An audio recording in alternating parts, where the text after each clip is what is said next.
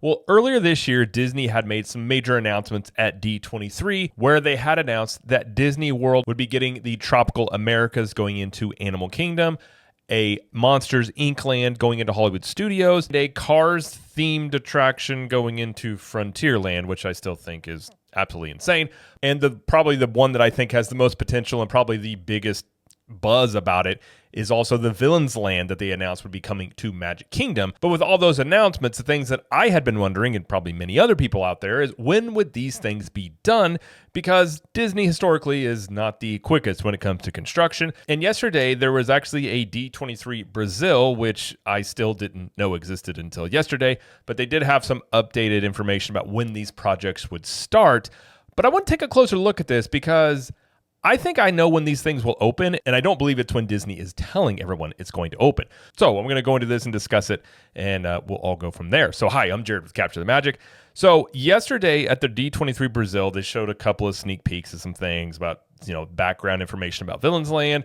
They showed a little bit of information, which we did a video on yesterday, talking about, or showing the, I guess it's the test run track of the Cars attraction, but not really a whole lot of things. But they did say they're going to break ground on Monsters, Inc., the Cars area, and Tropical Americas in 2025. Now, Villains Land, they still haven't broken ground on, and they haven't said when they're going to break ground on that one. And there are some people out there, and I'm not saying necessarily this is the case, there's many people saying that they don't think some of these will actually happen. I think the one that has the most potential in not happening would be Villains Land, considering they haven't broken ground on it, and it's likely not going to break ground on it in 2025 as far as we've heard. We haven't heard anything specific about when they're looking to break ground on that land there, and I do believe that is the land that would have potentially the most impact in terms of luring people from Universal over to Disney, because a villains-themed land is something that the Disney fan base has wanted for a very long time. So I do think on that end of things, having Villains Land be the one that may not be open till sometime in 2030 is a pretty big mistake in my opinion. But I was curious. We have ChatGPT, so I figured let's ask ChatGPT at the average time it takes for Disney to build theme park attractions and rides. So taking into account, I told it the last 10 years. So larger lands and expansions. So projects like Star Wars Galaxy's Edge and Pandora, the World of Avatar, took between 4 to 5 years. Galaxy's Edge began construction around 2016 and opened in 2019, while Pandora took a similar time frame from groundbreaking to completion in 2017. Single rides and attractions, which are individual rides, have a slightly shorter timeline. The Tron Light Cycle run in Magic Kingdom, for example, took approximately 4 years from the start to finish, due in part to delays. Other rides like Guardians of the Galaxy, Cosmic Rewind, reflecting a 3.5 to 4 year average for these types of attractions. And then these smaller additions and refurbishments typically take around 1.5 years on average. So that also doesn't, I just told it the last 10 years. I didn't say take into account Fantasyland, which I think took the better part of 7 years back when that was redone. And I bring this up because Disney has also stated that Tropical Americas is planning to open in 2027. I think that's probably when they say they would like Monsters Inc. land to open up. I just personally don't think that those timelines make any sense when you look historically with Disney. Now, that's not saying that it won't happen or that it can't happen.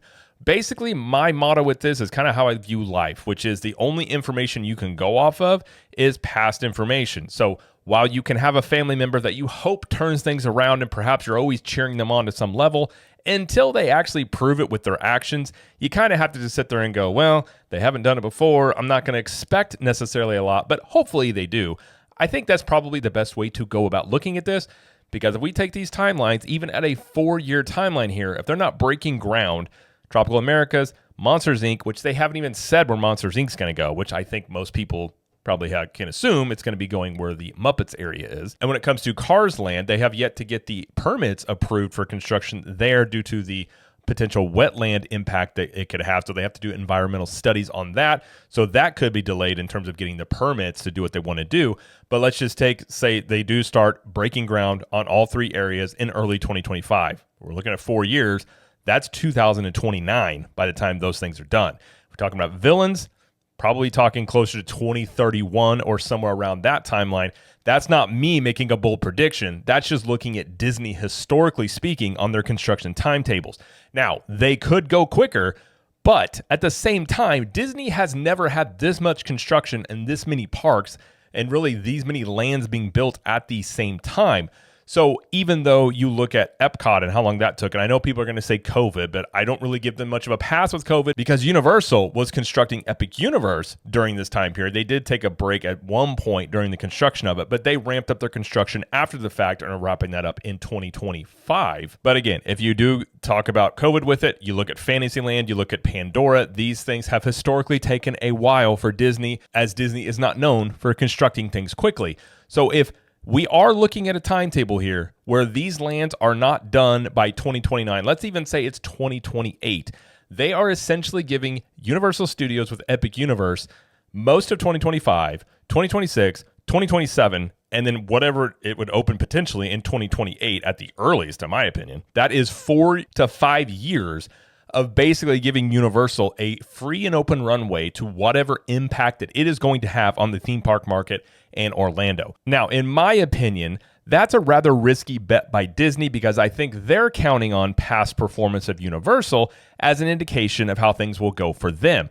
Whenever Hogsmeade was opened up, whenever Diagon Alley was opened up, Universal did see a significant bump in attendance from those things opening up, but Disney also received a bump from people coming in to, go see these things at Universal and also go over to Disney. But with Epic Universe, it's not the same ball game. They are trying to create Universal Studios into a week-long vacation destination.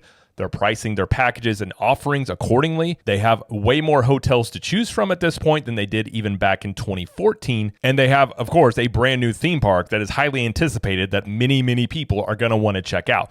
The overall impact of that, it's hard to know. There have been analysts that said that Universal can expect to see over 1 million visitors coming into Universal that otherwise would have gone to Disney, which, if that is the case, will impact Disney. But I think Disney's expecting to see a bump because people are going to come for Epic Universe and then go over to see Disney.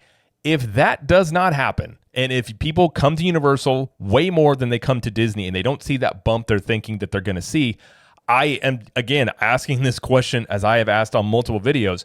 What does Disney do? Now, I think they will do massive price discounts. I think they almost have to because the only thing they're going to be offering in 2025 and really 2026 and beyond are shows and parades. And that is something that the Disney crowd will enjoy. But when you're talking about trying to lure people away from a brand new theme park, all these things going on at Universal, I don't think shows and parades are going to do it. And I say it's a gamble by Disney because I think they're gambling that they're going to be just fine. They might see a slight bump or just stay even or somewhere along those lines. And then whenever their new offerings do end up opening, that they'll see an increase in attendance from those, and that will be the counter to Epic Universe. But again, I will just say that is going to be, in my opinion, and just looking at the historical evidence here, 4 to 5 years before those things are open. If during that time period, Disney takes a significant hit from Universal Studios, they really have nothing to combat it with. And you already see investors talking about this. A couple of investors have downgraded the Disney stock, citing weakness in the theme parks and competition from Universal Studios with Epic Universe. And that's before you even get into what my opinion is of the brand damage of Disney is all the changes they have made in the parks, the price increases, the charging now for things that used to be free, taking away a lot of perks, the changes to DAS, and just the overall fan sentiment of Disney, and essentially just pricing out the middle class, which in my opinion is the group of people that basically built Disney World into the destination that it is today, as that was something that, generationally people would pass down their love of going to the Disney parks to their kids, and it would just get passed on that way. That's what happened with my wife. My mother-in-law grew up going to Disneyland, went to Disney World, passed it on to her kids. We started going to the parks as a family. And over the years, you've just seen this change with them. And it's been rapidly increasing ever since COVID. And it has left a lot of people with a bad taste in their mouth. So not only you have that situation, couple that with the competition from Universal's side of things. And not only that, you just add in another layer to this, which is the CEO position. Disney has announced that they plan on announcing a new CEO by 2026. In my opinion, the way that's looking, that looks like it's going to come from outside the company. So during all of this time period when these things are being constructed and before they're open, Disney is likely to have a new CEO. What is their vision going to be? Is it going to be the same vision that is being laid out here at this current last D23? Are they going to maintain these projects? This is a situation that Disney has never been in before. They've never really had to deal with this type of brand damage. How do you deal with it? All these changes in the parks and how they feel about that On top of, they've never had this much competition from Universal or really anybody else in the theme park space. And just looking at this situation on when these things may open and how much competition right now, I think Universal has a ton of momentum going into all of this. Obviously, a lot of hype and demand for Epic Universe. And again, I do believe that Universal is going to continue adding things into their existing parks. I think they have space. If you look at the Epic Universe map, they can add another theme park, more hotels. So there's a decent chance by the time Disney gets these projects completed that they've announced this year at D23, that Universal either could be done or almost done with new things that they're adding into what they're offering in the parks. And if that's the case, by the time Disney answers for what was the new thing at the time, they could then be caught trying to answer for the newer thing whenever their new lands and rides open up. Now, there are things that can happen between now and these things opening that could help and benefit Disney if things in the economy can turn around, if inflation does end up going down, or people have more discretionary income. Obviously, that means more people are going to travel. So therefore, Disney could get a boost from something beyond just what they're currently offering that could help them out. Now, I'm not saying that this is for sure going to happen. I like to look forward into the future, and just when you look at it in my mind at this time space currently, I like what Universal is doing. I think they have a good plan, and I like how aggressive that they're being. And the thing that Universal does that Disney just never has is they construct pretty quickly. I'm assuming they're just willing to pay more up front for these things, whereas Disney likes to spread out those construction costs over multiple quarters. And we're looking at Universal building Epic Universe in less of a time frame than it took Disney to build Tron. And I know people are going to point to COVID. Universal had COVID as well when they were dealing with building Epic Universe, as Epic Universe would have been opened by now if it wasn't for COVID, but they still are building all these new attractions, these lands, and then, again, a tire park at three new hotels in the same time period that it took Disney to build one attraction that is a copycat attraction that they had in Shanghai. So simply put, if you're just looking at historical building trends from Disney, this is all you can go off of. Now, perhaps they will build quicker. They feel the pressure. We need to get these things done quickly to be able to compete with Universal, although they'll never come out and say that. That's possible that they could do that. But just looking off of the historical trends here, I just don't see any of these things opening by 2027. If they're not breaking ground sometime until early 2025, they would have to construct things rapidly to get this done by 2027. I suppose if they were to get it done by 2027, it would be at the very tail end of 2027. But again, I think potentially this is one of those things where, and I'd been saying this, I felt like they should have made these announcements 2-3 years ago to be able to have these things open to counter Epic Universe within a year or two of it opening. At this rate, again, you would be giving Universal a 4 to 5 year run of whatever impact it's going to have. And I suppose if you're Disney, you're betting on the fact that the impact's not going to be that big. The initial surge is there, but it's not a park that maintains its attendance and eventually falls back down to where it was. I don't think that's going to be the case, because if you look at the Wizarding World lands, they saw an increase of 35 to 40% off of those lands, and they maintained that attendance. So historically, looking at Universal, they've been able to maintain the attendance gains that they have made. So really the best case for Disney is they sort of stay even, maybe a slight bump, and Universal doesn't have that much of a bump, and they're able to open their things years down the line and then continue to, maybe eat back market share or maintain their market share. But I think the worst case scenario is more drastic. And again, it is one that Disney has never experienced before, which is Universal has a massive attendance bump. They maintain it. Disney has an attendance dip, and they have nothing to counter it. They would essentially, in my mind, the only thing they can really do on this are massive discounts and try and lure people over. Like after 9/11, that's when they started the free dining plans they could do. They could throw those things in there. So outside of just offering perks and discounts to people, I don't see anything that's going to really be pulling people over if that scenario were to take place. Now, I'm not saying it is. Obviously, this is in the future, so who actually knows? But I think you can look at this and you can see the writing on the wall that people are going to enjoy Epic Universe. People already enjoy Universal Studios. They've been eating into market share for years now from Disney, and especially, again, once you add in the other factors with the theme park experience. Universal is an easier park to visit. It's not as complicated. You don't have to be on your phone all the time, and it's much more relaxing versus Disney, which has gotten seemingly more complicated. Now you have Lightning Lane, Multipass, Single Pass, the Premier Pass. It's gotten increasingly more expensive.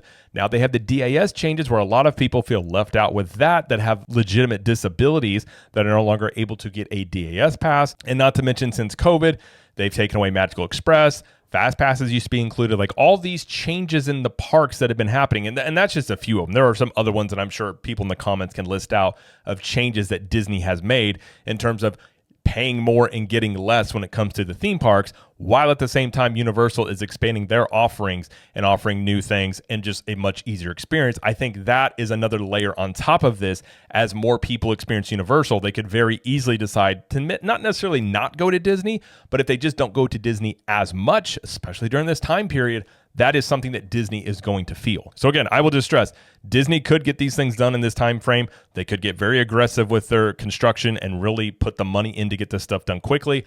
I'm not going to bet on that, nor would I bet on that if I was a betting person, which I'm not. But just going off the historical trends, I do believe you're looking at most of these things by Disney at the earliest opening sometime in 2028 and 2029. I just don't see a 2-year construction period for multiple lands, for multiple rides, or anything on the scale that they announced at D23. But obviously, we will have to wait and see how all this ends up shaking out. I personally enjoy a good fight. I like a good theme park rivalry here because at the end of the day, who wins in this is the consumer. We get better attractions, we get better rides, we get better experiences, and I think ultimately more competition for Disney and really more competition for Universal forces both of them to create new offerings and be competitive both on price and what they are offering customers. So at the end of the day, I'm okay with all of this, but I think many people along with me will be watching all of this to see how it ends up shaking out. But either way, that is going to be it though for this video. If you like this video, please like it and subscribe to the channel as we do lots of coverage here of Universal Studios, Epic Universe, Disney World, and pop culture. And let us know in the comments, when do you think that the attractions that Disney announced at D23 will be completed? Until next time, we will see you in the parks.